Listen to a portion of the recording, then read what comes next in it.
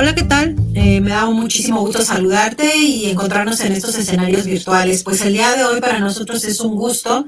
aparte de un gusto y un honor, tener con nosotros al doctor Ismael, quien, bueno, pues es una persona muy activa en temas de psicología forense y el día de hoy nos va a compartir en este espacio un tema por demás importante de huella de memoria forense en violencia de género, muy relacionado a los temas que nosotros hemos estado trabajando sobre testimonio y técnicas de obtención de información. Me voy a permitir leer un poco sobre la semblanza curricular del doctor.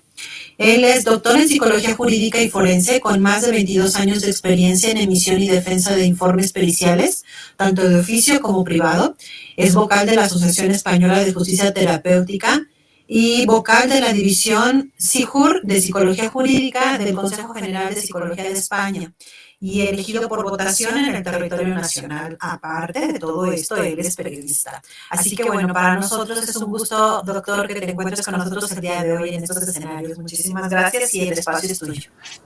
Gracias, estimada colega y querida Vanessa, gracias por la invitación, gracias por abrirme las puertas a la Asociación Mexicana de Psicología Jurídica y Derecho Penal, gracias también al Instituto de Ciencias Psicojurídicas y Sociales, y obviamente les voy a hablar de un tema de actualidad. Es violencia de género, es un tema universal, es un tema que no distingue entre clases sociales, no distingue entre países, no respeta fronteras,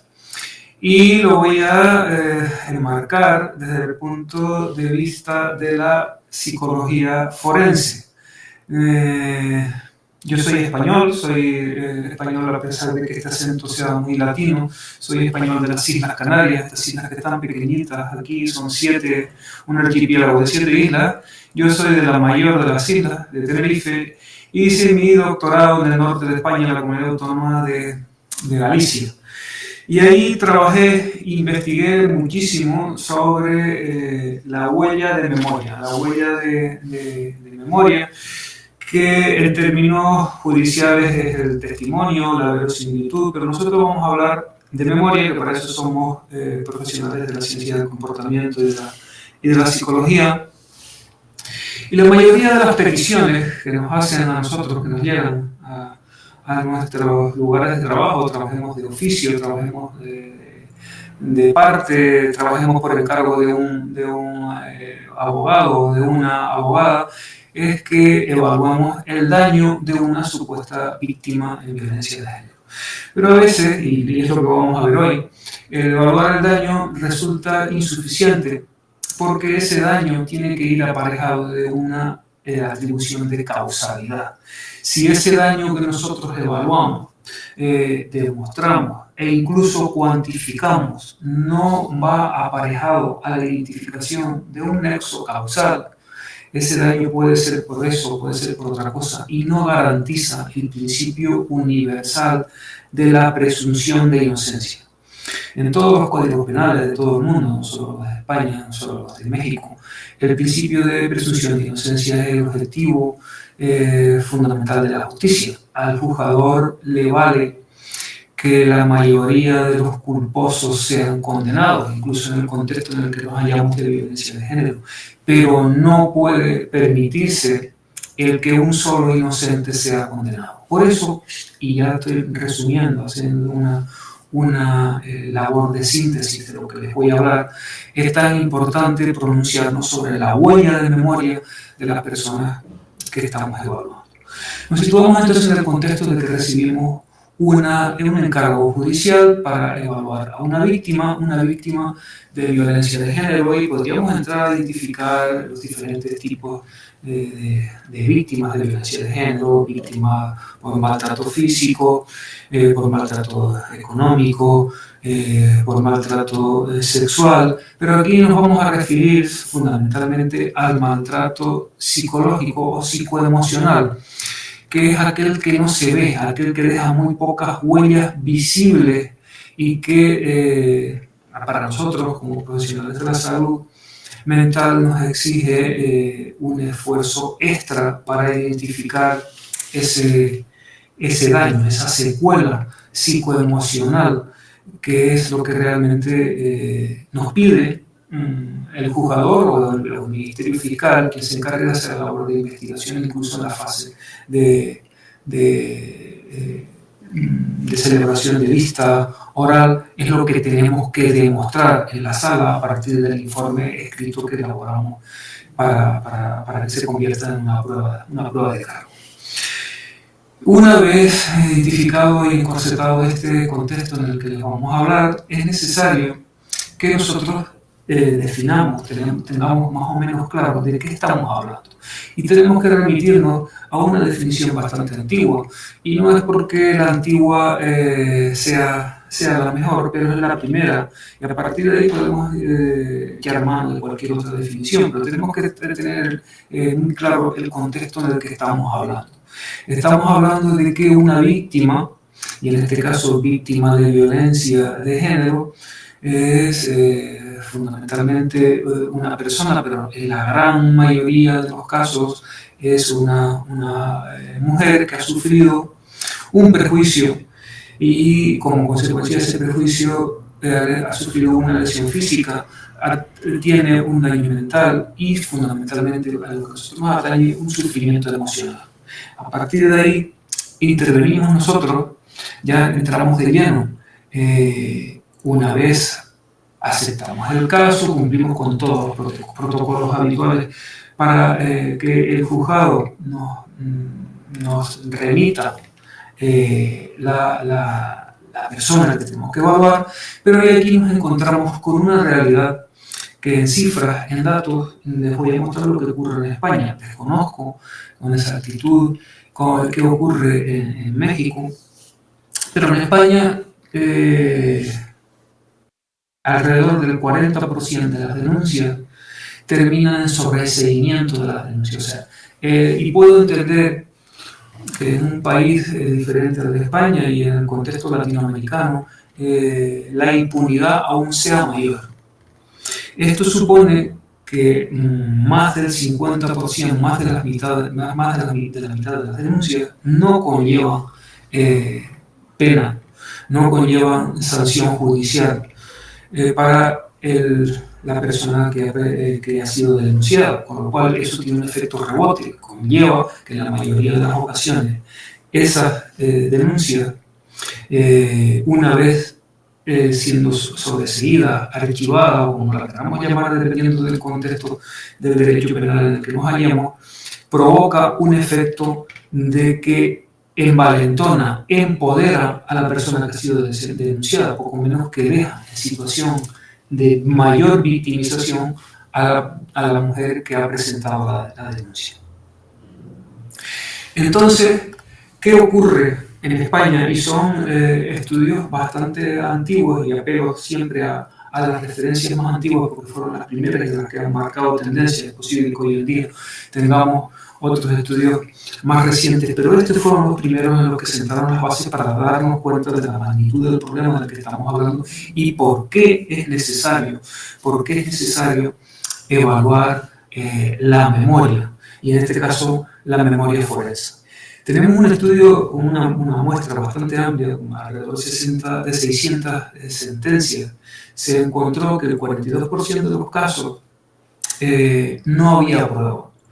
Y no había prueba, ni siquiera prueba documental, y tampoco prueba pericial. Pero más grave, o igual de grave que todos estos datos que les he puesto, es que solo el 20% de las denuncias conlleva prueba pericial sobre el testimonio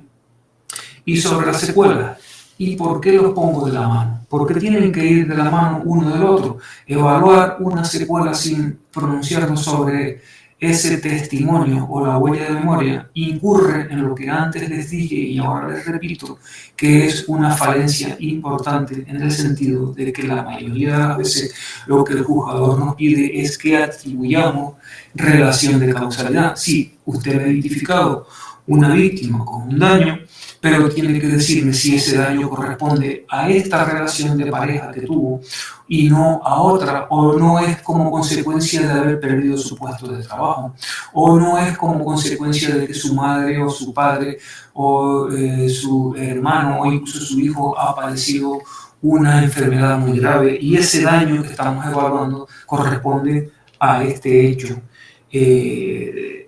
enjuiciado por un caso hipotético de violencia de género. Esta es la razón fundamental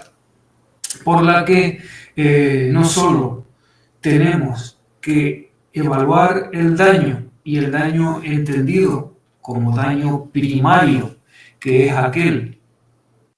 que nos permite establecer esa relación de causalidad a través del daño por excelencia, que es el trastorno de estrés postraumático, sino que correlacionar ese trastorno de estrés postraumático.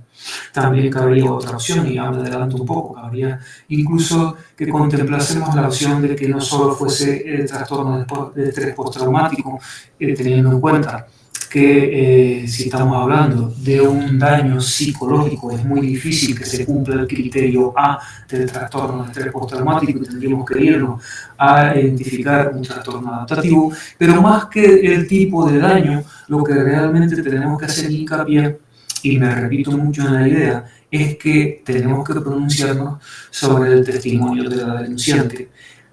porque ese testimonio tiene que estar rodeado de lo que en derecho penal se llaman corroboraciones periféricas. Esa es la razón de ser de esta comunicación que yo les estoy mostrando, e insisto mucho en esta exposición de datos y esta circularidad para que se entienda el motivo fundamental de lo que tenemos que hacer. Una vez identificado este daño primario, en forma de trastorno de estrés postraumático o trastorno adaptativo, porque entenderíamos trastorno adaptativo cuando el estresor que provoca esa secuela psicológica o esa secuela emocional o psicoemocional es un estresor psicosocial, cuando no hay violencia física, cuando no hay peligro de muerte, cuando no hay agresión sexual grave, cuando no hay amenaza de muerte, tendríamos que irnos a esta segunda opción. Y luego tendríamos que identificar los siguientes trastornos, los que son secundarios, como pueden ser depresión, inadaptación social, ansiedad, disfunciones sexuales, historias de consumo de fármacos o psicofármacos. Estas categorías donde también tendríamos que incluir el trastorno por ansiedad generalizada, que es cada vez la pandemia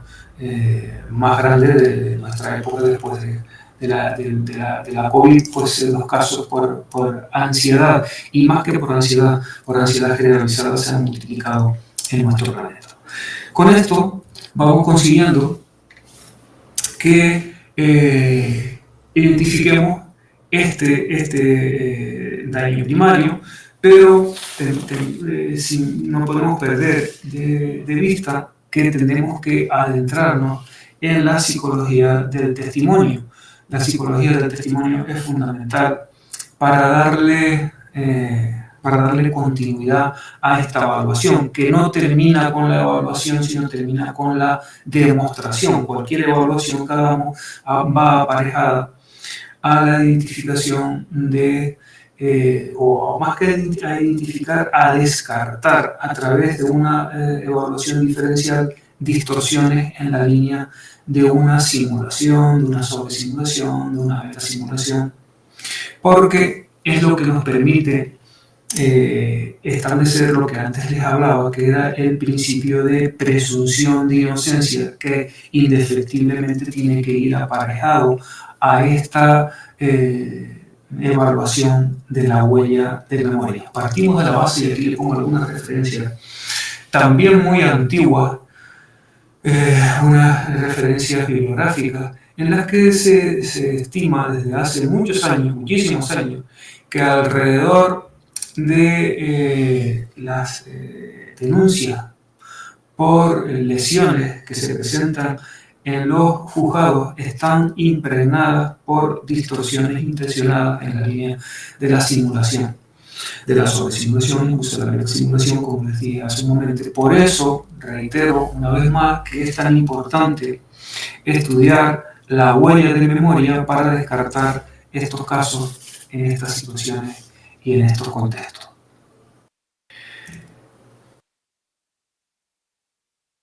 Esto no lo podemos hacer, no lo podemos evaluar con instrumentos psicométricos. Como bien saben, la mayoría de ustedes en forensía tenemos 3 instrumentos fundamentales para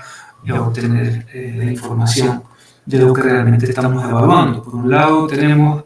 las pruebas psicométricas, que muchas veces están sobredimensionadas, las pruebas psicométricas estandarizadas. Y la mayoría de las pruebas psicométricas no nos valen para el ámbito de la forensía, sobre todo porque no contienen elementos que evalúan posibles distorsiones intencionadas en la línea de lo que estábamos subrayando hace un momento, que es la disimulación. También tenemos la observación y el registro conductual, y en esa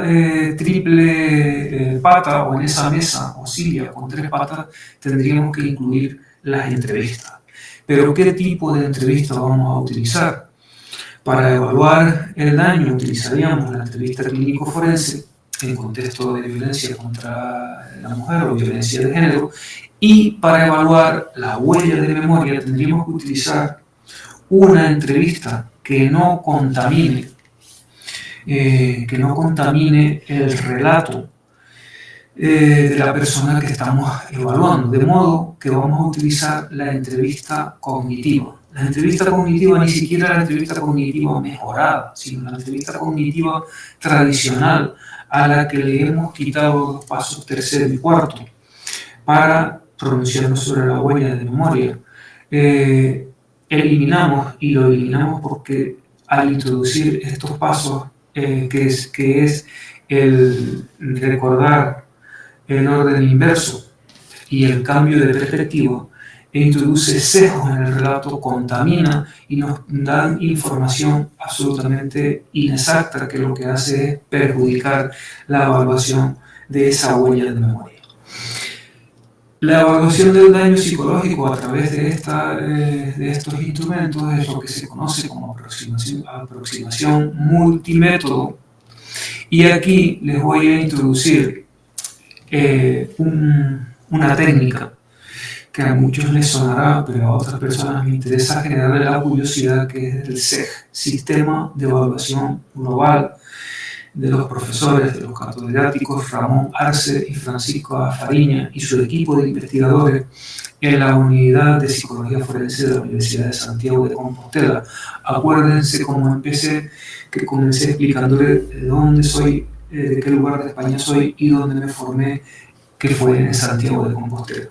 El sistema de evaluación global, y esto que les estoy diciendo está soportado en estudios de metaanálisis, al menos en 3 estudios de metaanálisis. Sepan ustedes, y les recuerdo, que cuando hablamos de un metaanálisis sostenemos nuestro conocimiento en una evidencia científica difícilmente desmontable, y sobre todo cuando hablamos de estudios de metaanálisis de menos de 10 años de antigüedad. Pero es que el sistema de evaluación global, que evalúa la huella de memoria forense en denunciantes o en víctimas de violencia de género, se sostiene hasta en 3 estudios de metaanálisis. Y se les puede achacar, y de hecho es una de las críticas que se les hace, que el estudio de metaanálisis 1 se hizo en la Universidad de Santiago de Compostela, y pueden decir que no sería todo científicamente demostrable y justificable que los investigadores hayan tratado de arrimar el ajo a su sardina, o sea, intentando subrayar las virtudes de su técnica. El estudio de metaanálisis número 2 también se hizo en Santiago de Compostela. tutela, pero tenemos uno que se hizo en Alemania, que refrenda las virtudes del sistema de evaluación global y lo considera como un instrumento válido, fiable y productivo para evaluar huellas de memoria en denunciantes de violencia de género. De hecho, es una técnica avalada por el Consejo General del Poder Judicial de España, es una técnica reconocida por la Fiscalía de Chile, es una técnica que sirve de tema para múltiples publicaciones científicas cada año y además es objeto de investigación en diferentes tesis doctorales, entre ellas la mía. Entonces, rompo una lanza un poco partidista y permítanme a lo mejor el atrevimiento de hablarles de las virtudes del sistema de evaluación global para evaluar la huella de memoria en contextos de violencia de género, porque les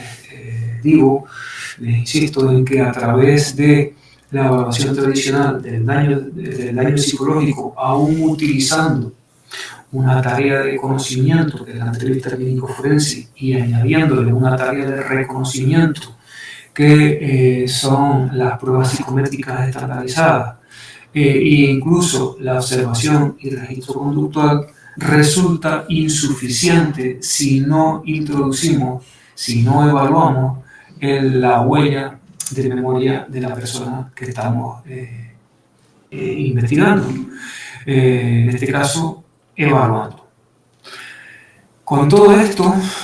me reitero otra vez, insisto muchísimo en que las virtudes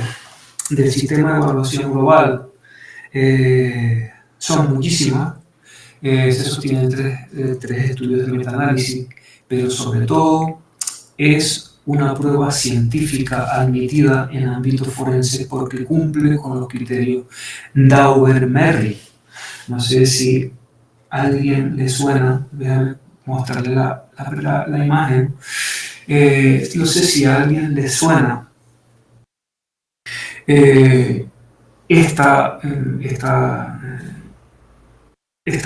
más que esta prueba,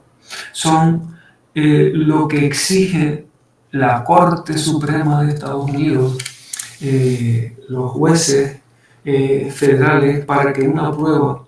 sea admitida como científica. Y esto lo cumple el sistema de evaluación global. Ahí les he puesto en rojo que cumple con los requisitos de prueba aceptada y validada por la comunidad científica a través de los estudios de metaanálisis, pero también introduce algo que es fundamental, que es la tasa de error. Ustedes saben que cuando hacemos cualquier medida, que estemos evaluando, no solo es que estemos evaluando el daño psicológico, sino que estemos evaluando, por ejemplo, el ángulo que forma el techo de la habitación en la que me están escuchando con respecto a la pared vertical que une ese techo. Si ustedes utilizan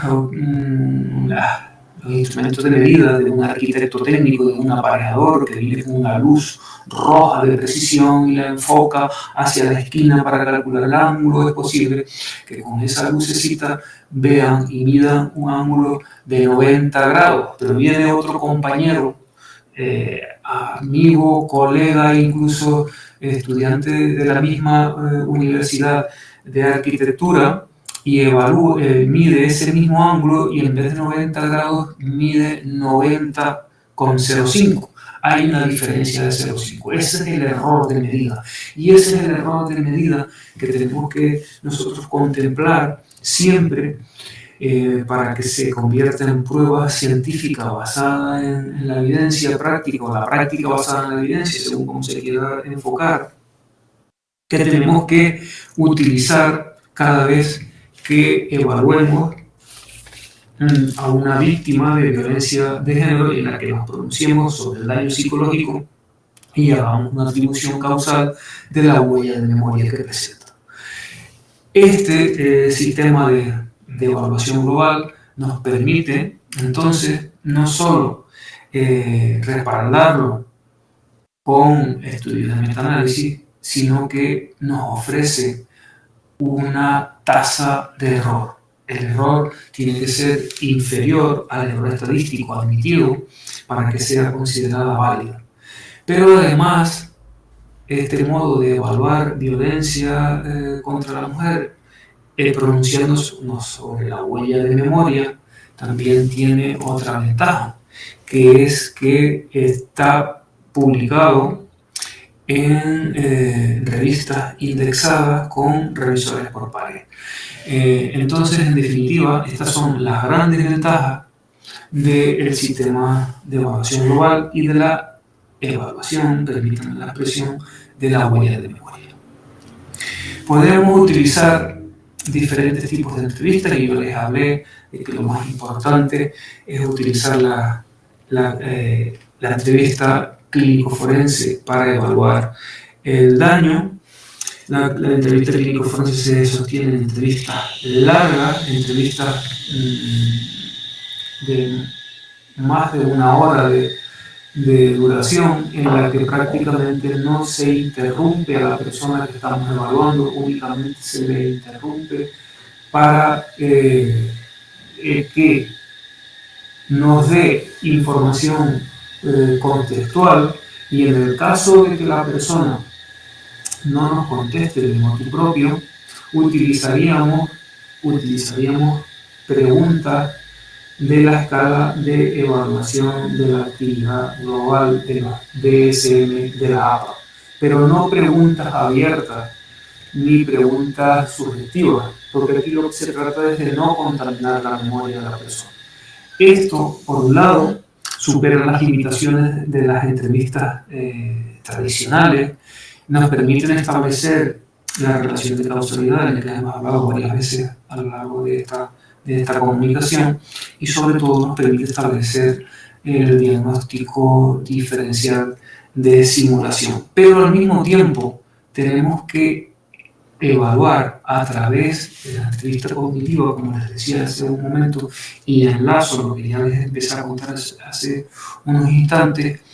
con la entrevista cognitiva de Fischer y Heiselman, la inicial, la que en su momento instalaron en los años 80 del siglo pasado estos dos investigadores, a los que luego le añadieron otras posteriores modificaciones, pero la que nosotros vamos a utilizar es precisamente la tradicional, la original, la que se empezó a utilizar de entrada en contextos judiciales, en contextos policiales también, para conocer los testimonios de los denunciantes. Con respecto a la entrevista cognitiva, se ha escrito mucho, pero de la que más les voy a hablar es de la entrevista clínico-forense, en la que realmente la virtud que tiene es que posee propiedades psicométricas. Yo no sé si conocen alguna entrevista que posea criterios de fiabilidad o confiabilidad y criterios de validez. Aquí les dejo una referencia por si quieren abundar, si quieren profundizar, y desde hace 12 años ya se está trabajando con esta entrevista, que tiene un alfa de Grombacher de 0.85 para identificar criterios diagnósticos del daño psicológico, un alfa de Grombacher de 0.74 para identificar estrategias de simulación, tiene criterios de validez predictiva, tiene criterios de validez convergente del daño, tiene criterios de validez discriminante para identificar ese daño y diferenciar víctimas reales de víctimas no reales, o sea, víctimas que son premiadas para denunciar, inventarse una declaración falsa, y obtenemos diferencias entre las víctimas genuinas, entre las víctimas verdaderas que han sufrido una situación de violencia contra la mujer, y aquellas otras víctimas que son instruidas para inventarse esa denuncia, y no solo instruidas, aleccionadas para inventarse la denuncia falsa, sino que incluso estimuladas con un premio económico, y nos permite a través de esta entrevista clínico forense identificar o diferenciar entre un tipo de víctima, o sea, entre la víctima real y entre la víctima de memoria de hechos no experimentados, o sea, una memoria de hechos fabricados. En este contexto en el que estamos evaluando al mismo tiempo el daño y la memoria, que es el motivo principal, la razón de ser de esta comunicación que yo les trato de exponer, nos encontramos que también, de la misma forma que obtenemos diferencias entre el daño de una víctima real, de una víctima de hechos autoexperimentados, frente a la víctima que se inventa el daño, también cuando analizamos, cuando nos pronunciamos, cuando evaluamos la huella de memoria, también obtenemos diferencias entre estos dos tipos de personas. Y repito la idea, por si alguien se ha perdido. Tengan en cuenta que estamos evaluando memorias sensoriales, autobiográficas de personas, en este caso mujeres, que han denunciado violencia psicológica ejercida contra ella, frente a memorias de mujeres que se han inventado en situaciones de laboratorio, que se han inventado la situación de victimización con un relato que supere la capacidad de memoria. Y esta es otra de las características que tengo que subrayarle. No solo estamos evaluando la memoria a través de criterios de fiabilidad, sino a través de criterios de validez. El primer concepto que tenemos que tener en cuenta para evaluar una memoria, más que la fiabilidad o la confiabilidad, que quiere decir que siempre mide lo mismo a través de ese instrumento, es la validez, que no es otra cosa que estemos midiendo lo que realmente decimos que estamos midiendo. Para acceder o para tener acceso a estos tipos de memoria, lo primero que tenemos que descartar es que la memoria inventada, en este caso tengan en cuenta que estamos comparando dos grupos, que la memoria inventada sea suficiente. ¿Y qué quiere decir que sea suficiente? Que contenga los elementos esenciales del hecho que está denunciando. O sea, no quiere decir que haya mucha información antes de que ocurriera el episodio de violencia, que nos cuente pues todo el noviazgo, la relación maravillosa que tenían al principio donde vivía, con unos recuerdos extraordinarios, y lo que ocurrió después de que presentó la denuncia, sino lo que ha ocurrido antes, y que sea el núcleo fundamental del hecho que estamos evaluando, en este caso para pronunciar sobre la huella de memoria. Y nunca pierdan de vista, por favor, que el objetivo prioritario es establecer una relación de causalidad entre ese daño que hemos identificado y los episodios de memoria autobiográfica que ha sufrido o que ha padecido o que ha vivido mejor la persona que estamos evaluando. En este contexto es donde interviene la suficiencia del relato que hemos obtenido. Entonces, y repito la idea, por si alguien se me ha perdido, nos interesa en este caso subrayar que el relato sea suficiente, o sea, que contenga todo lo que ocurrió en lo que realmente estamos denunciando, que no sea atribuible a otro episodio vivido o incluso inventado, partimos de la base de que se pueden inventar los episodios, y luego no solo suficiente, sino que supere la capacidad de memoria de la persona. Y este es un concepto nuevo del que no he hablado hasta ahora, pero es fundamental que para que el relato sea suficiente y sea válido, tiene que superar la capacidad de memoria de la persona. Y estamos hablando de memorias adultas. Hasta aquí, la psicología del testimonio siempre se limitó, en la mayoría de los casos, a el sistema, a la SVA, que es la CBCA más los criterios de validez, y durante mucho tiempo se nos dijo que únicamente era utilizable para personas menores de edad y para contextos de violencia sexual. Aquí el sistema de evaluación global es rupturista, acaba con una serie de mitos en los que realmente nos dice que se puede evaluar la memoria, y de hecho evalúa la memoria en situaciones victimizantes, en un contexto donde realmente hay víctimas. Y me salgo un poco del tema, víctimas no solo ceñidas a violencia de género, sino cualquier otra situación de victimización. Cabe estudiar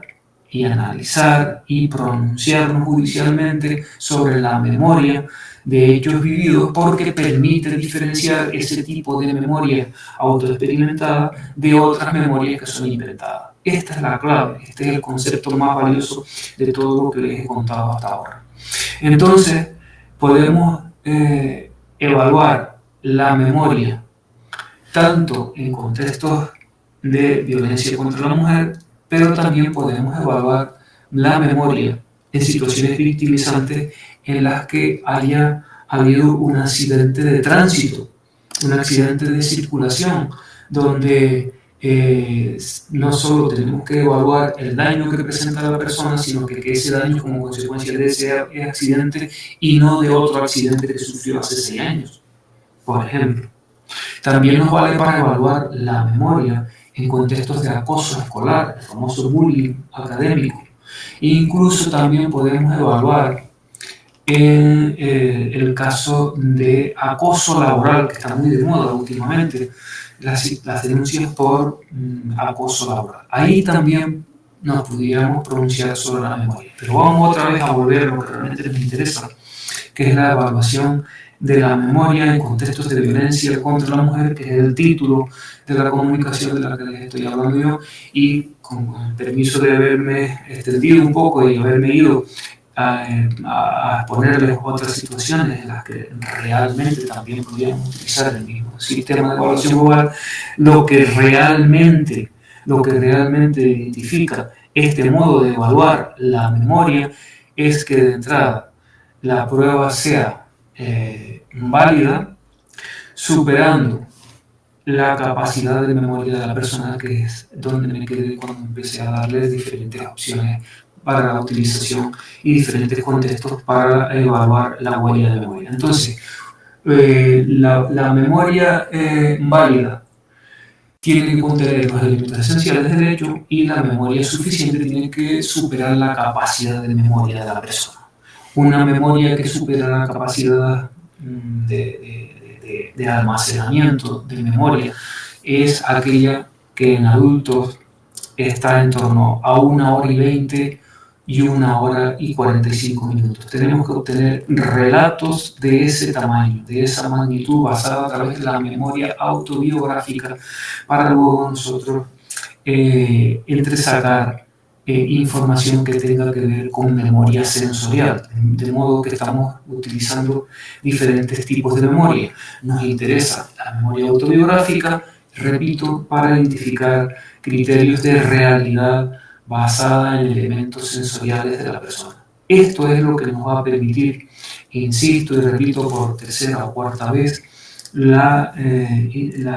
evaluación de los criterios de realidad para atribuir causalidad al daño. No perdamos nunca el contexto en el que nos estamos moviendo. Dicho todo esto, los criterios de realidad, de la huella de memoria del sistema de evaluación global, que es la técnica a la que yo realmente me estoy refiriéndome a la hora de ponerle toda esta información, son hasta 31 criterios de realidad. Pero hay hasta 7 criterios que son exclusivos de violencia contra la mujer. Y estos criterios exclusivos de violencia contra la mujer son exclusivos porque difícilmente aparecen, o al menos no aparecen de forma significativa, en memorias inventadas, en memorias fabricadas, y permiten discriminar entre víctimas reales y víctimas no reales. ¿Y cómo se hace esto? A través de 2 conceptos fundamentales. Un concepto fundamental es la razón de prevalencia, y estos son criterios estadísticos de los que no me voy a detener mucho,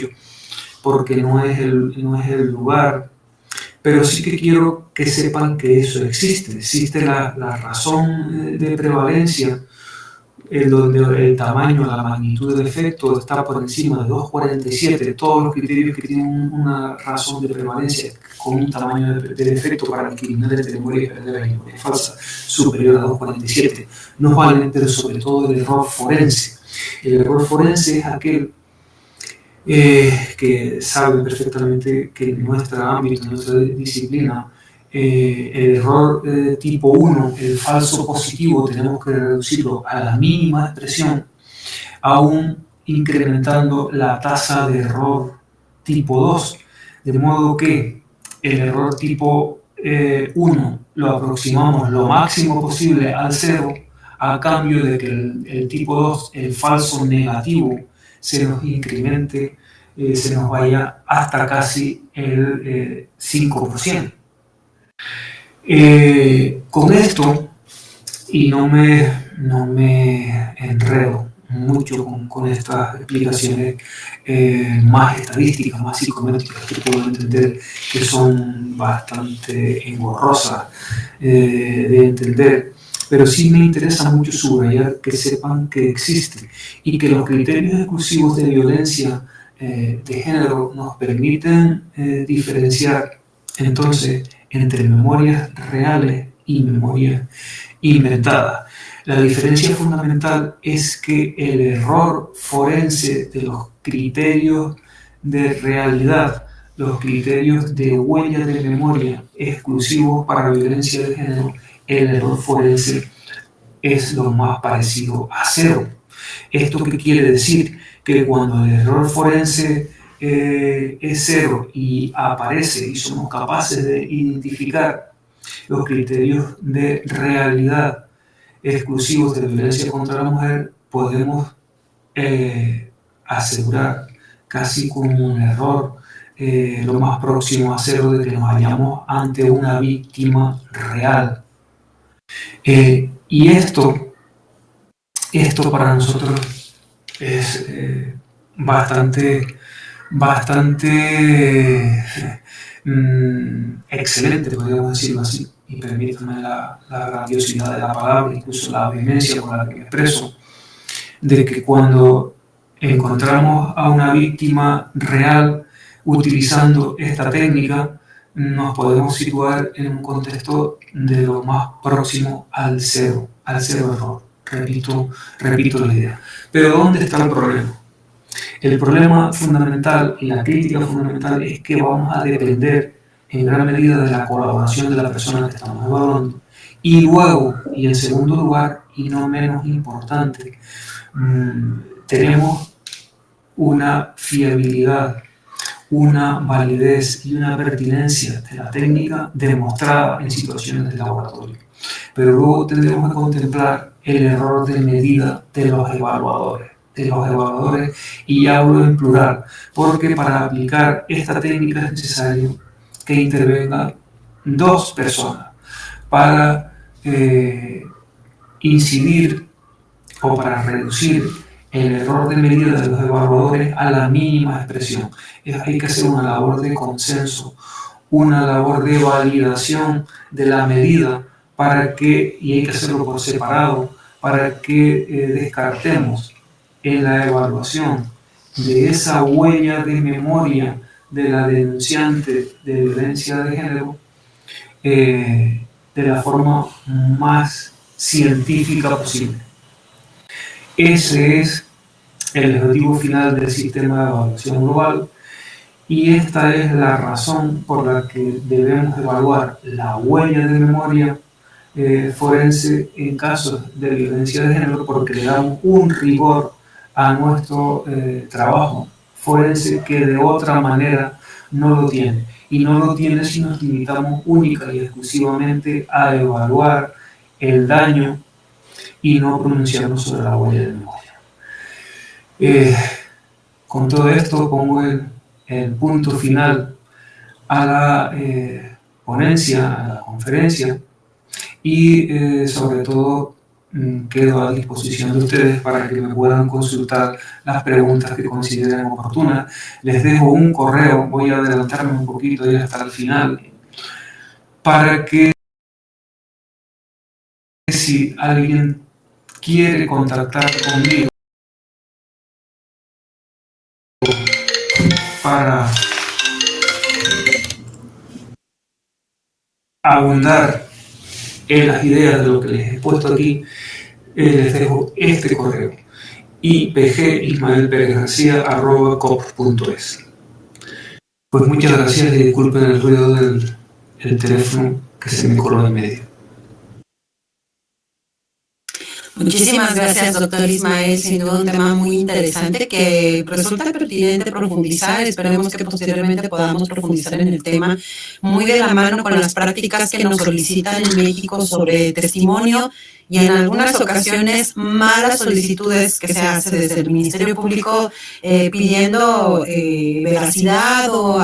mentir, determinar si se miente o no. Nada que relacionado con la práctica científica y rigurosa que se necesita desde el testimonio y sobre todo del sistema de evaluación global. Bueno, pues muchas gracias por su participación. Invitarles a todas las personas que nos han acompañado el día de hoy a dejar sus comentarios y preguntas dentro de la caja de comentarios de este video, recordando que esta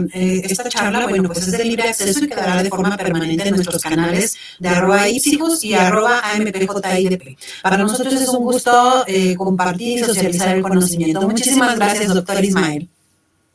Gracias nuevamente por la invitación y quedo a la disposición de todos ustedes y todas también. Gracias, lindo día.